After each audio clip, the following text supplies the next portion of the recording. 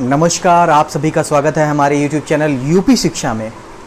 आज का ये जो वीडियो है ये इंट्रोडक्टिव वीडियो रहेगा। ज्योग्राफी के लेसन्स हम स्टार्ट कर रहे हैं। तो ज्योग्राफी या भूगोल की बात की जाए तो भूगोल को मोटे तौर पे दो भागों में विभाजित करके पढ़ने में आसानी रहेगी। एक तो जो भौतिक भूगोल है, फिजिकल ज्योग्राफी, दूसरा जो क्षेत्रीय भूगोल है, रीजनल ज्योग्राफी। जो भौतिक भूगोल है उसमें हम लोग पढ़ेंगे कि लिथोस्फीयर के बारे में, यानी मतलब जल मंडल, स्थल मंडल, वायुमंडल जो है अपना, ये सारी चीज़ें जो हैं, यानी लिथोस्फीयर, हाइड्रोस्फीयर, बायोस्फीयर, ये सारी चीज़ें जो हैं, और एटमॉस्फेयर, ये सारी चीज़ें फिज़िकल ज्योग्राफी में आ जाएगी। बहुत सारा लंबा कोर्स है, काफ़ी बड़े बड़े लेक्चर हो जाएंगे। और इसीलिए इसके साथ जो है रीजनल ज्योग्राफी, उसको इसके साथ नहीं, इसको अलग करके ही पढ़ने में भलाई है। और क्वेश्चन जो हैं ज़्यादा आसानी से सॉल्व हो जाएंगे अगर इस तरह से पढ़ा जाए। तो रीजनल ज्योग्राफी में क्या क्या, ज्योग्राफी ऑफ इंडिया, इंडिया का जो बेसिक फीचर है, चारों तरफ पहाड़ कहाँ हैं, नदियाँ कौन कौन सी हैं, प्लेन जो मोटे तौर पे है, वो सारी चीज़ें, क्योंकि गहराई में बहुत लंबे लंबे लेक्चर्स हो जाएंगे, इसीलिए बाद में अलग अलग लेक्चर में एक एक पार्ट कंप्लीट किया जाएगा। और इसके साथ अपना जो ज्योग्राफी ऑफ वर्ल्ड है, वर्ल्ड के जो इम्पोर्टेंट जो एरियाज़ हैं, जैसे बहुत सारे डेजर्ट हो गए फेमस, या फिर बहुत जो पर्वत श्रृंखलाएं हैं। और जब जो रीजनल ज्योग्राफी रहेगी उसी के साथ पढ़ने में आसानी रहेगी। कुछ चीज़ें हैं, जैसे कि अगर हम लोग रीजनल ज्योग्राफी पढ़ रहे हैं और वर्ल्ड ज्योग्राफी उसमें पढ़ रहे हैं, उसके साथ हम पढ़ रहे हैं एटमॉस्फेयर का टॉपिक, जो हमारी जो लोकल विंड्स जो है। अब मैं मिस्त्राल कहाँ पढ़ा, मिस्त्राल के बारे में आपको बताऊं कहाँ बहती है, तो जब तक रीजनल ज्योग्राफी ना पढ़ी रहे तो काफ़ी मिला जुला टॉपिक है। इसीलिए बहुत ही अच्छी तरीके से हम लोग सारी चीज़ों को कवर करेंगे, एक एक चीज़। अब ये इंट्रोडक्टिव वीडियो ही रहेगा, इसमें ज़्यादा कुछ चीज़ें नहीं बताऊंगा मैं, बस एक ओवरव्यू आप लोगों को दे रहा हूँ। तो कैसे शुरू किया जाएगा? सबसे पहले ये अपना जो भूगोल है, भौतिक भूगोल यानी फिजिकल ज्योग्राफी से स्टार्ट किया जाएगा, लिथोस्फीयर से स्टार्ट किया जाएगा, यानी स्थल मंडल से। उसमें मैं थोड़े में शॉर्ट में आपको यूनिवर्स और जो अर्थ के बारे में और जितने प्लैनेट्स हैं उनके बारे में छोटी छोटी शॉर्ट्स फैक्चुअल डिटेल जो एग्ज़ाम में पूछी जाती है उनके साथ मैं कवर करूँगा। अभी जो है इंट्रोडक्टरी वीडियो है, बिना कुछ पढ़े इसे भी कंप्लीट करना अच्छा नहीं रहेगा। तो आज मैं आप लोगों को इस वीडियो में बताऊंगा साइक्लोन के बारे में, चक्रवात के बारे में, और ख़ासकर ट्रॉपिकल साइक्लोन के बारे में। ट्रॉपिकल साइक्लोन के बारे में ही क्यों? क्योंकि अभी जो है अपने वेस्ट बंगाल कोस्ट और बांग्लादेश में एक तूफ़ान आया था अम्फान के नाम से, और चक्रवात, ट्रॉपिकल साइक्लोन जिसे कहते हैं। तो अगर आप चक्रवात पढ़ रहे हैं तो आपको किन किन चीज़ों को समझना होगा। चक्रवात होते क्या हैं, सबसे पहली बात, ये बनते कैसे हैं, ये बनते कहाँ कहाँ हैं। तो चक्रवात अगर आप पढ़ेंगे, कबूतर आ गया, तो चक्रवात अगर आप पढ़ेंगे तो चक्रवात में सबसे पहले आपको ये समझना होगा कि चक्रवात दो तरह के होते हैं अपने यहाँ।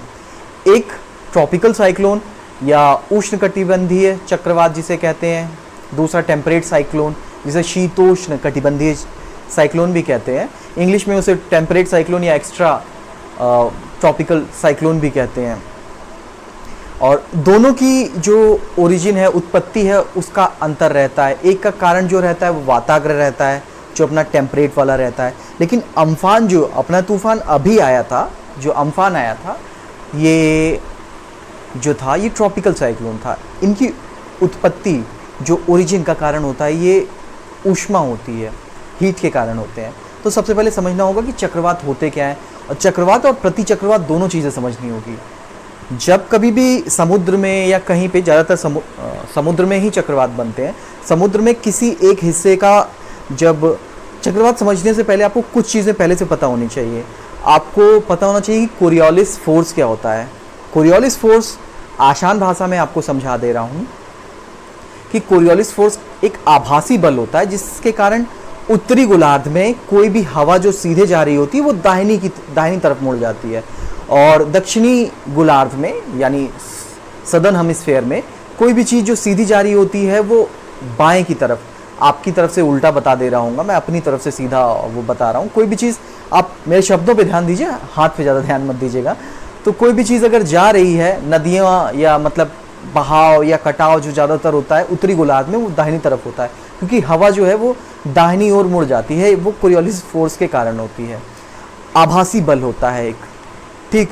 और इस बल का एक और आपको समझना होगा कि ये बल जो है वो अपने जो विषुवत रेखा है या भूमध्य रेखा है उसके ऊपर बहुत कम रहता है, सबसे कम उसी पे रहता है। और जैसे जैसे आप उसके पास जाते हैं, अपने जो पोल्स हैं, ध्रुवों की ओर जाते हैं, तो ये बढ़ता जाता है।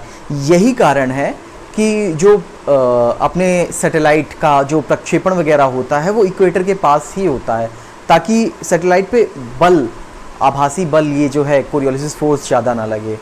तो कोरियोलिस फोर्स के बारे में आपको पता होना चाहिए, समदाब या दाब के बारे में आपको पता होना चाहिए, समदाब रेखाओं के बारे में।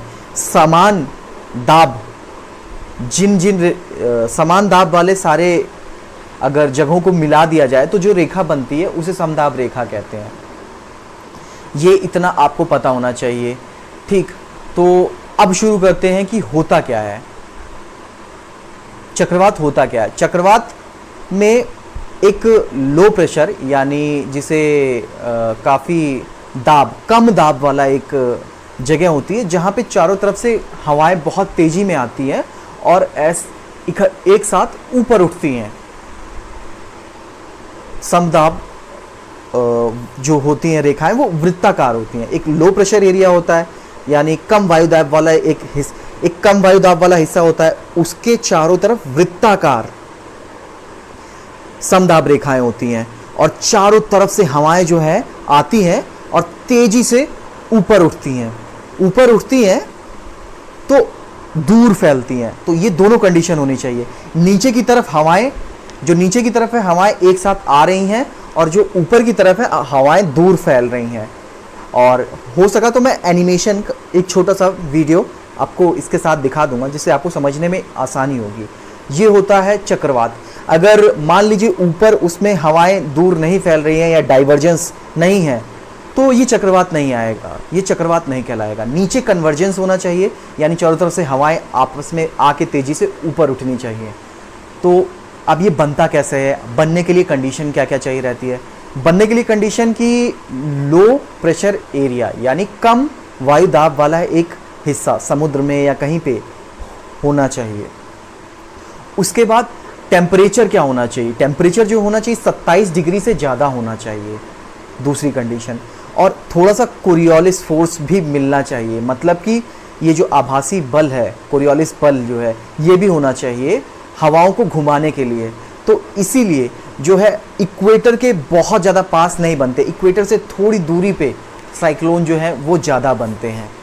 और ये कुछ कारण थे किनसे बनते हैं। अब इन्हें कैटेगरी में भी डिवाइड किया गया है, category 1, category 2, category 3, category 4, category 5।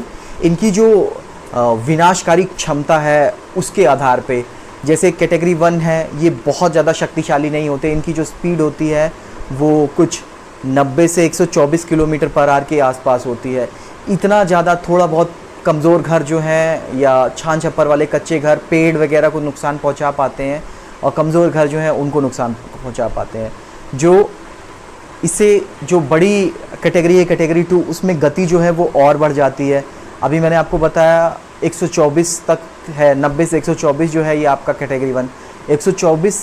125 से 164 किलोमीटर की जो स्पीड है उसको कैटेगरी 2 में ये थोड़ा और ज़्यादा विध्वंसकारी होता है।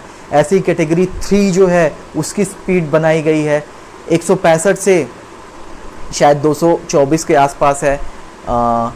और ये और ज़्यादा खतरनाक होते हैं। जो कैटेगरी 4 होते हैं, कैटेगरी 4 अपने अम्फान को कैटेगरी 4 और 5 में रखा गया था, कुछ जगहों के लिए कैटेगरी 5 में रखा था। 2 आइलैंड हैं वहाँ पे, और वेस्ट बंगाल में जब पहुँचा था तो इसे कैटेगरी 4 में रख दिया गया था क्योंकि इसकी जो विध्वंसकारी क्षमता थी वो काफ़ी कम हो जाती है इतनी दूर चल लेने के बाद।